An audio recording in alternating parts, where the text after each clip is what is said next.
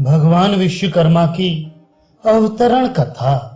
सूत जी बोले, हे ऋषियों, अब मैं तुम्हें भगवान विश्वकर्मा के इस भूमंडल पर अवतरित होने का वृतांत सुनाता हूँ।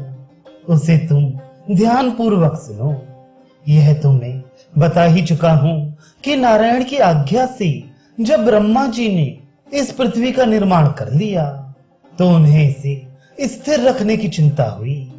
जब उन्होंने इसके लिए नारायण से स्तुति की तो स्वयं नारायण ने विराट विश्वकर्मा का रूप धारण कर इस डगमगाती पृथ्वी को स्थिर किया। पृथ्वी के स्थिर हो जाने के पश्चात विश्वकर्मा ने विभिन्न लोकों, स्वर्गपुरी आदि की रचना की। महाराज पृथु को विश्वकर्मा द्वारा की गई इस महत्वपूर्ण रचना का पता बहुत दिन तक नहीं चला। ऋषियों ने पूछा, हे सूत जी, फिर महाराज पृथु को इसका पता कब और कैसे चला? इसका पता चल जाने पर उन्होंने क्या किया? कृपया यह हमें समझा कर बताइए। सूत जी बोली, एक बार बड़ा भयंकर देवासुर संग्राम हुआ। इस संग्राम में देवताओं की सेना का नेतृत्व देवराज इंद्र कर रहे थे।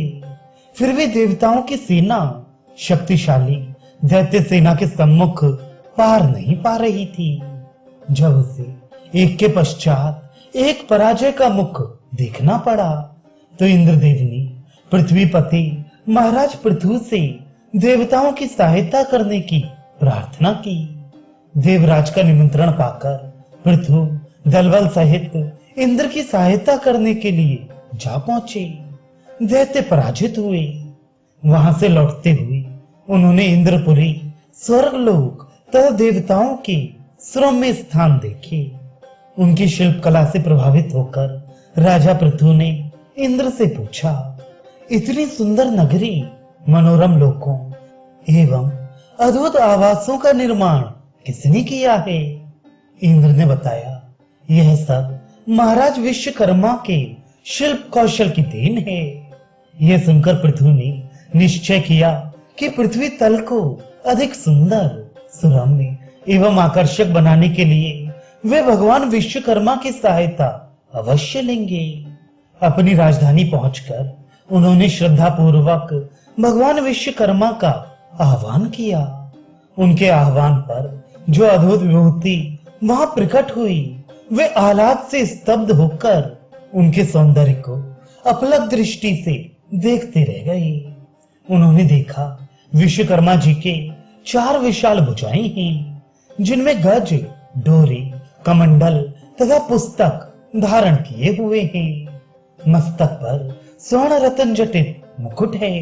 3 नेत्र हैं। सुंदर सुडौल शरीर पर यज्ञोपवीत धारण किए हुए हैं। शुभ्र हंस पर आरूढ़ हैं।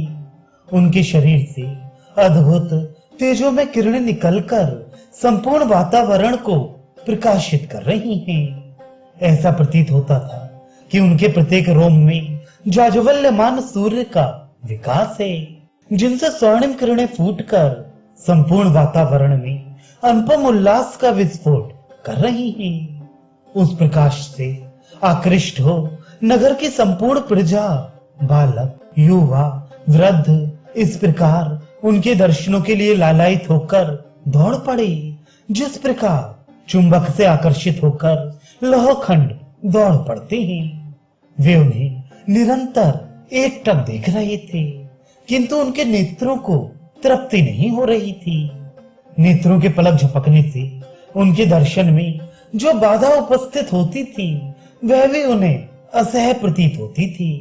जब वे बहुत देर तक आत्मविभोर होकर खड़े रहे तो उन्हें अपनी सुधाई और वे गदगद होकर उनकी स्तुति करने लगे। राजा पृथु तथा अन्य ऋषि मुनियों ने भी विश्वकर्मा जी के दर्शन कर अपना जीवन सफल माना।